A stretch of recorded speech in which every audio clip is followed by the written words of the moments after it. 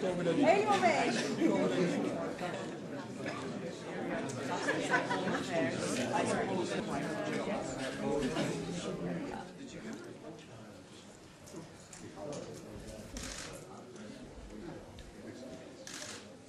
Welcome at the Politiek Café here in Hotel Ambassador, Carlton Ambassador, I should say.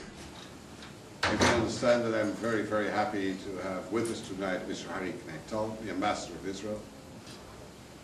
As you know, the drill of the evening, we will ask Mr. Kney-Tal to have a 15-20 minutes at most speech about developments in the Middle East, after which you have all the possibilities to ask whatever question is in your mind. And if everything goes well, what I'm saying every time, something like 10-15 past 9, it should be a decent time to stop, because we should help the bar of Hotel Ambassador also a little. Let's not longer wait. Mr. Ambassador, thank you very much. Thank you very much.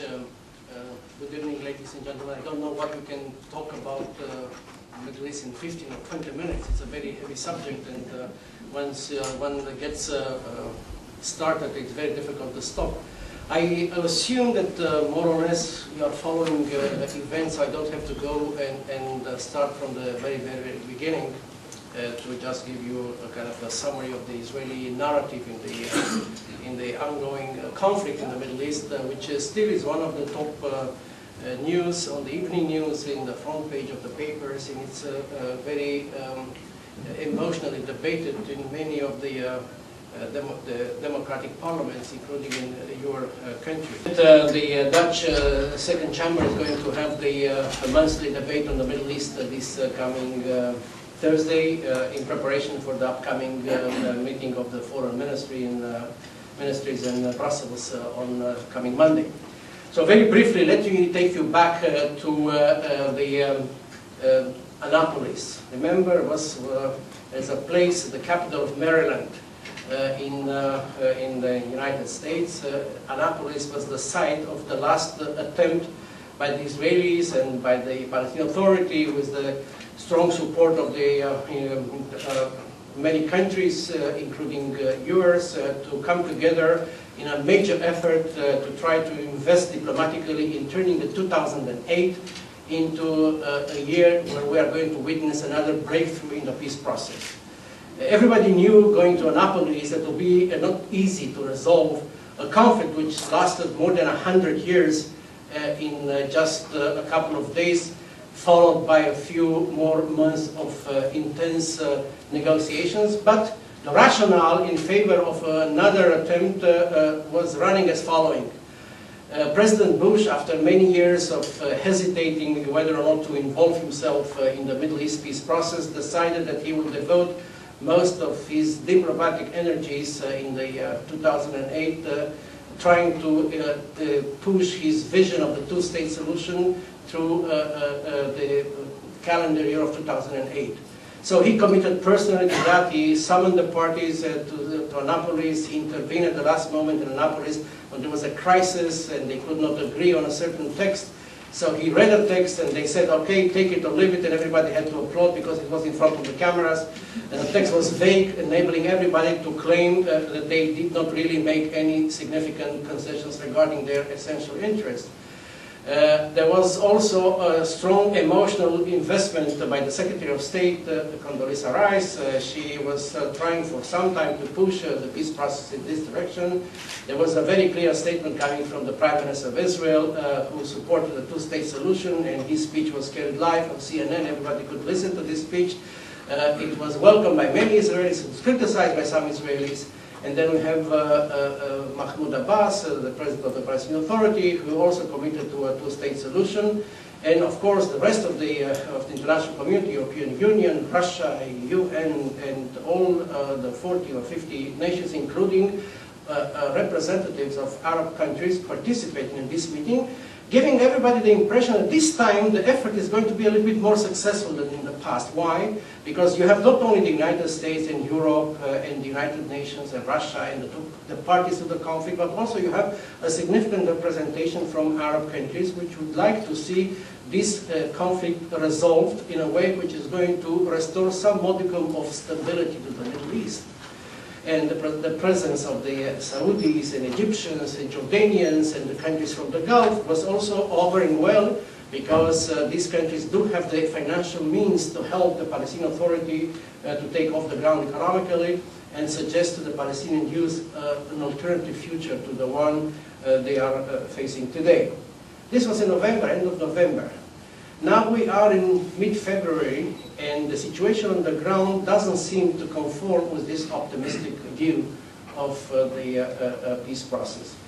Reasons are many, and I don't want to dwell too much on this reason because I'm quite sure that in some of the questions you are going to raise some of them. But let me just go very quickly over a couple of them. One element which has been pointed out as maybe contributing to a slowdown of the process is the political weakness of the protagonists involved in this process. Both parties have weak governance. And the saying in the Middle East is that it takes a strong leader to make peace. A leader who has a sense of history and he is willing to swim against the stream. So they go back and they point out to Anwar Sadat, who, contrary to the conventional wisdom and the consensus in our world, went all the way. He said, I'm going to go to the end of the earth, and even if it's necessary to Jerusalem to speak in front of the Knesset to more or less convey to the Israeli public opinion my wish to resolve the conflict.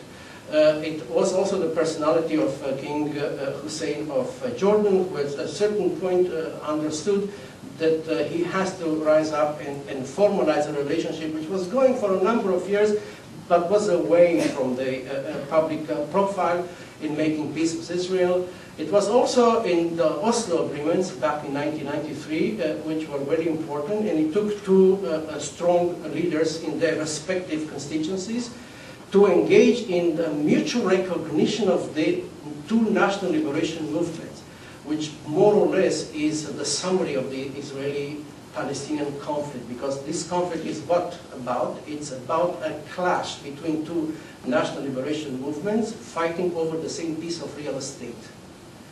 And the options here are very, very stark and very simple. You either find a way to work together and divide this not very impressive in terms of real estate piece of geography, or you are going to continue to fight until one of the parties is going to emerge victorious, or the two parties are going to get so fatigued and so tired that they will have to come back to their senses and look for some sort of compromise.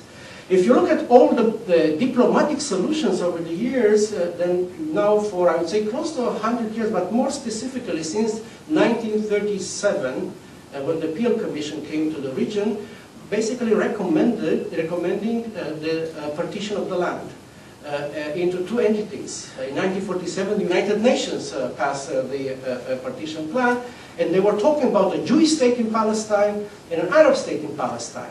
Palestine, incidentally, was the notion which was common to both the Jews and to the Arabs at that time. And we are now jumping and coming to 2008, we have the same type of discussion. Is about two states finding a way to coexist, or the continuation of the conflict, with all the misery and the pain involved in this respect. So weak leaders are not able to rise up to the occasion and make the necessary concessions which are going to feed the process, which is going to eventually lead to the implementation of this vision of the two-state solution. So this is one of the reasons involved.